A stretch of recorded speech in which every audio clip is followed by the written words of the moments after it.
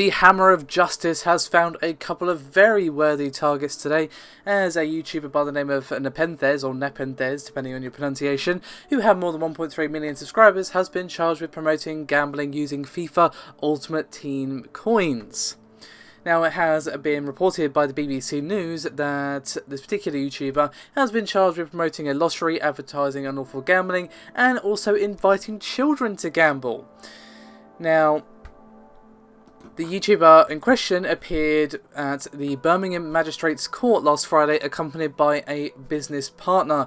And basically, together, these two are directors of Game Gold Trading Limited, and between them are also owners of various gaming and gambling sites, including the FUTshop.com and MUTcointrader.com, which are now both offline, and these are places where you could buy and trade in-game coins. Now, seemingly not perturbed by the mishaps that have befallen Pro Syndicate and T. Martin, the YouTuber in question, again, Nepenthes or Napenthes, or how we pronounce that name, I don't know, promoted one site in particular, FUT Galaxy, which he also owned, and you guessed it, he neglected to mention that he owned this website, and basically these videos, which have now been removed from the channel, showed him betting on the site and encouraging others to do so. So basically, he was taking a leaf out of Pro Syndicate and T. Martin's book, owned a website, promoted it heavily, encouraged people to spend money on the website, and, you know, promoted gambling, yada yada yada, and also, on top of all that, neglected to mention that he owned the sodding thing. So, as of now, FUT Galaxy is now inaccessible from within the UK, from outside the UK, or via a VPN or what have you. It is actually open and is saying that it will be reopening for FIFA 17 in a few days, and presumably once that happens it will once again be open for business where you can buy coins and whatnot. Whether or not that's actually going to happen, I don't know, but yeah. Both of these men, that being the YouTuber and his business partner, were charged after an investigation by the UK Gambling Commission, who also gave their 2 cents, or 2 pennies should I say, on the whole T. Martin and Pro Syndicate fiasco.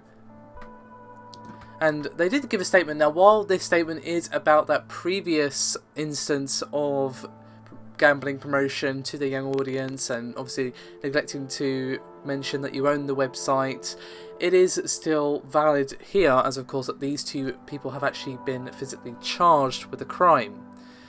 And they said, quote, "We are paying close attention to the growing popularity of virtual or in-game items which can be traded, sold, or used as virtual currencies to gamble. If GB-based players are being invited to gamble with money or money's worth, then this requires an operating license. We don't talk about individual websites because it might unjustifiably harm the reputation of individuals or prejudice the outcome of any investigation that may or may not be taking place." Now, let's keep in mind that just because they've been charged doesn't necessarily mean they've been found guilty or not guilty, but of course the fact that they've been brought before the court after investigation is, you know, concerning to say the least, and while we should, you know, stay the hand of judgment just yet, it's not looking good. Let's just leave it like that. The case has now been adjourned until the 14th of October. And, you know, the reason I say it's not looking good, because, well, I'm looking at a link right now, which I will include in the description below this video, that does show the 2 people that I've been mentioning. Nepenthes, whose real name is Craig Douglas, and his business partner Dylan Rigby, are both mentioned in this particular thing as owners of Game Gold Trading Limited. And there was also a video by Honor the Call, which suggests there was no disclosure of his ownership of the website that he was promoting.